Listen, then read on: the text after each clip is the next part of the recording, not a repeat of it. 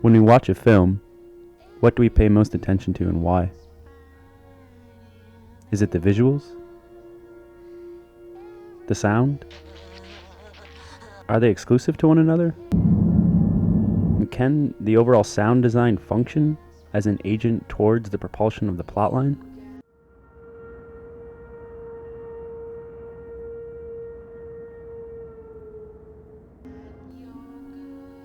In episode 2 of Machine Dreams, we'll be exploring sound design and how and what effects it has on a film. To help guide our exploration of this, we'll be turning to the avant-garde film from 1977, Eraserhead by David Lynch.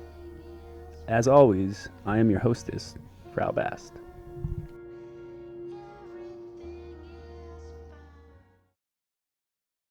Eraserhead, from the gates, is clearly doing something quite different with sound design.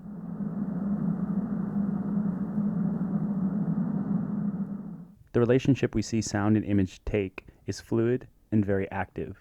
At times, we see that there is a fidelity between sound and image on screen. The sound design moving freely from diegetic to non-diegetic sound.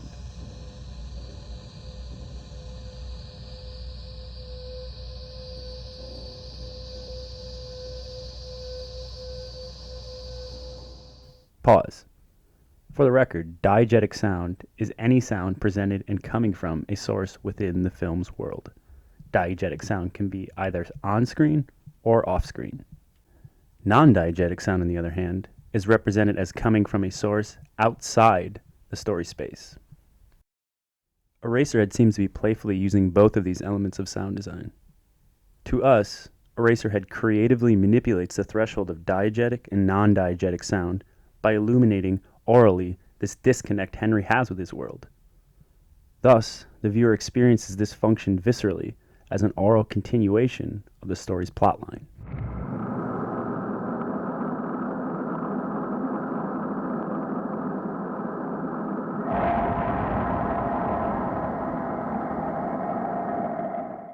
Here we see the true genius of this film.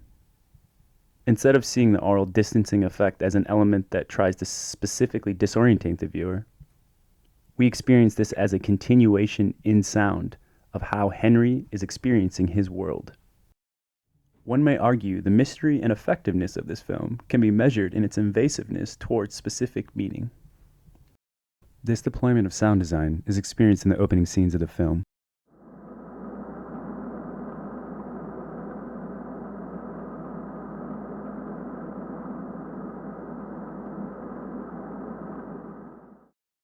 We see Henry lost, but we feel the true weight of this by the eerie ambient wind noises. The images position us in a space, but the sound design dislodges us from that space by fracturing that unity. And again, 54 minutes into the film, when Henry is in the theater alone, we see his disconnect, but experience it through sound.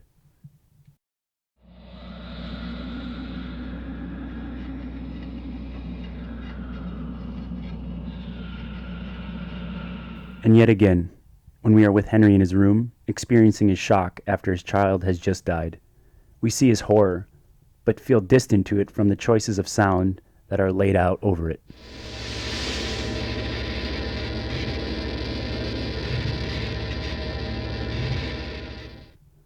All of these speak to the importance of David Lynch's sound design in Eraserhead, as an amazing but unique aural assemblage that culminates as disorientation in the viewers and simultaneously as a propulsion of the plotline. There are counterexamples in the film to this reading of Eraserhead, however. One of the most important and apparent is that of the Lady from the Radiator song. It would seem David Lynch is telling us through the sound-image relationship that the dream is as valid as the waking.